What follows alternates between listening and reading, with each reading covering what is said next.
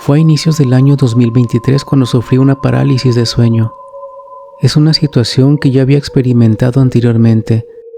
Sin embargo, esta vez fue más intensa e invasiva. Yo rento un pequeño cuarto en una vecindad conformada por 4 departamentos únicamente. Fue en un jueves que ya entrada la noche, me despertó la sensación de alguien acostándose a mi lado. De inmediato abrí mis ojos, pero mi cuerpo se encontraba inerte. Sentía cómo aquello tomaba posición por encima mío, sosteniéndome los brazos fuertemente, impidiéndome cualquier movimiento. Enseguida, escuché una voz gruesa en mi oído. Ese ser me hablaba cosas que yo no podía entender. Sentí mucho miedo y desesperación, pero lo único que podía hacer era rezar. Y unos instantes más, los cuales me parecieron eternos, repentinamente me pude mover. De inmediato me levanté y prendí la luz, y como lo esperaba, el cuarto estaba vacío, pero ya no pude dormir el resto de la noche. El día sábado me sucedió de nuevo, cuando me encontraba pasando el fin de semana en casa de mis padres, tal cual el mismo episodio. Entonces mi madre me dio agua bendita para que la esparciera en mi cuarto y rezar algunas oraciones, y vaya que esto funcionó. Unos días después me encontraba platicando con una de las vecinas cuando escuchamos voces en el cuarto marcado con el número 1. Como comentario natural y en tono de broma, dije que pareciera como si le realizaran un exorcismo a alguien ahí dentro. Pero la vecina me aseguró que la señora que rentaba ese lugar hacía limpias y leía las cartas. Fue en ese momento cuando relacioné lo que me pasó con las prácticas que sucedían en ese lugar.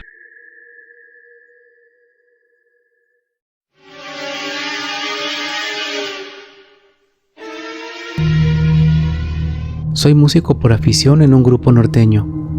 Los días sábados siempre amenizamos el ambiente en un restaurante campestre, propiedad del papá de uno de los miembros del grupo. Somos oriundos de la ciudad de Monterrey y hace aproximadamente unos 10 meses, una de estas noches, después de finalizar el espectáculo, se nos ofreció quedarnos a pasar esa noche, a lo cual aceptamos sin inconveniente. Nos encontrábamos platicando y conviviendo cuando a lo lejos observamos una luz.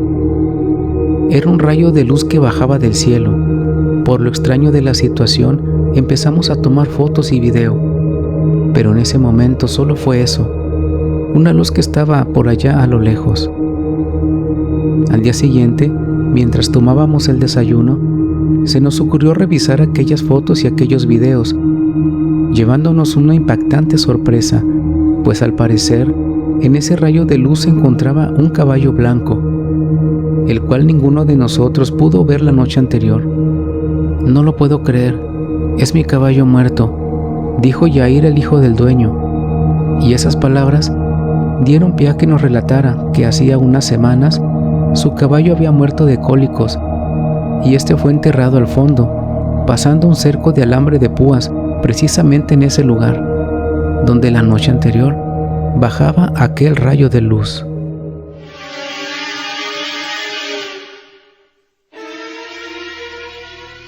Mi esposo y yo tenemos un abarrote en un campo agrícola. No hace mucho, vivimos una etapa en la cual se estuvieron presentando algunas situaciones sin explicación. Yo todo se lo atribuía al fallecimiento del hermano de mi suegra, pues él se encontraba muy enfermo y se negó a ser atendido en el hospital, falleciendo tiempo después en su cuarto ahí mismo, en la unidad agrícola, y todo lo ocurrido fue después de ese evento. El primero fue cuando mi suegra y yo nos encontrábamos barriendo la entrada, cuando en eso escuchamos abrirse y cerrarse la puerta de uno de los refrigeradores, de los que otorga la Coca-Cola. Inmediatamente volteamos, alcanzando a ver esta cuando aún se estaba cerrando.